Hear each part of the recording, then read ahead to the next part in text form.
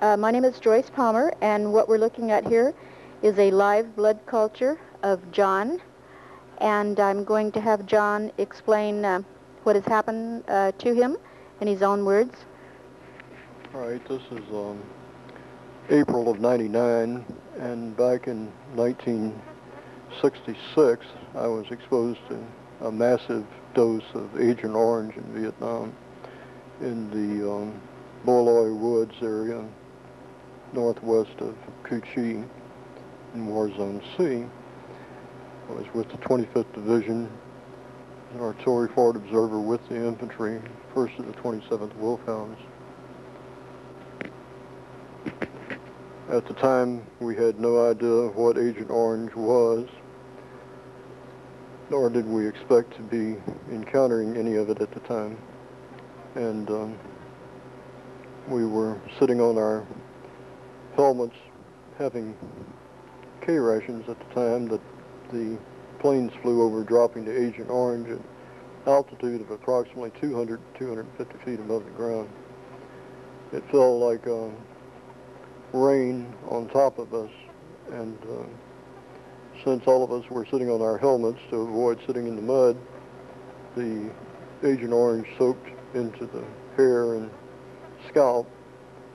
The unit was in the field for 45 days following that without a chance to wash, much less shower, and the pitiful conditions of showering in base camp when we finally did get in 45 days later consisted of approximately a 5-minute drip of water out of 7 holes in a number 10 can. So it certainly wasn't a thorough washing. And of course no one used soap because the fact that soap took away the agent in the skin that and the sweat that prevented the mosquitoes and other bugs from attacking you. So you definitely didn't want to lose that, so no one used soap. So this was basically potable water at best in a very short length of time. Several days of washing like that, maybe 3, and we were back out in the field with horrible conditions once again. So for all practical purposes, it never was washed out of the scalp or hair. The second time I was exposed to strange things were in a highly sensitive area called Area 51S4 near Nellis Air Force Base in Nevada. And in that area, over a period of approximately 10 years, I encountered heavy doses of radiation, both from unknown objects as well as test facilities in the area. The unknown objects, I think, are referred to as UFOs. No telling what radiation is actually out there. They certainly are not going to tell you. More recently, in the process of flying choppers that had been in the Gulf War for a period of the last 4 or 5 years, I came in contact with contaminated choppers and perhaps picked up Gulf War syndrome in the process of doing that. So those are the 3 most likely sources of strange toxins in my blood and system that I know about.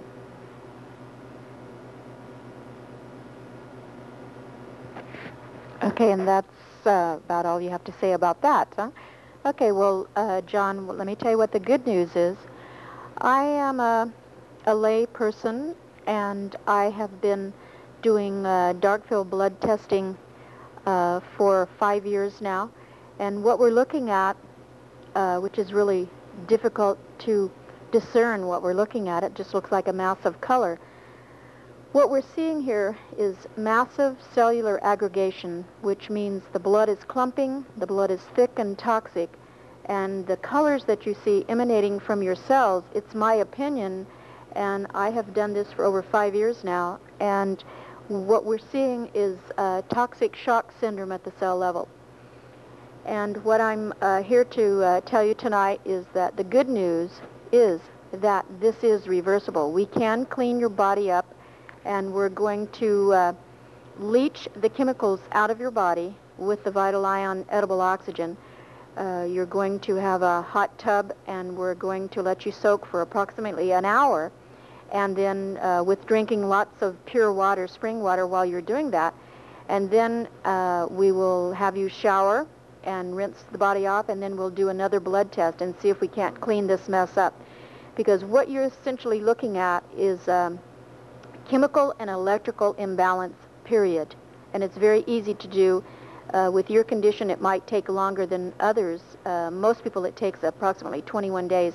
But I would say your condition is chronic, and I'm not a doctor. I'm not prescribing or diagnosing. It's just as a research person, I am, stating my opinion. So we're going to stop the dark field testing right now and put you in the tub. Can I Let's have one question? Sure, and let's clean this mess up, John. Well, I'm looking forward to that. My question is if I did not have this treatment, if I did not have any of this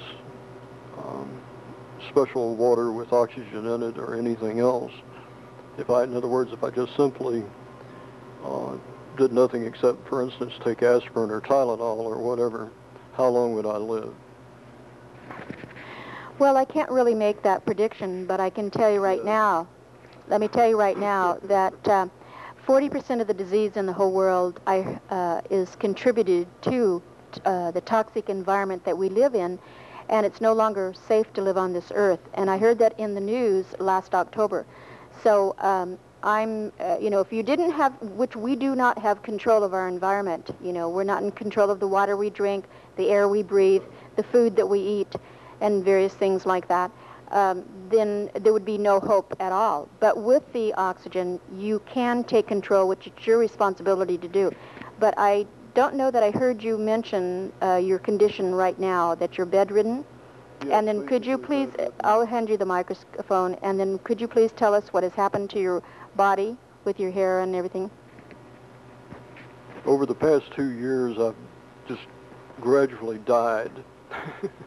2 years ago, I was running 10 miles a day and able to work out with the strongest, most macho men that you can possibly imagine, and lead the physical training of men such as that. I could literally leg press 600 pounds, which was quite a bit more than most athletes can, and just strong as an ox, high endurance, and real resistance to any type of emotional reaction to pain. As this condition got worse, well, let me just fast forward to today.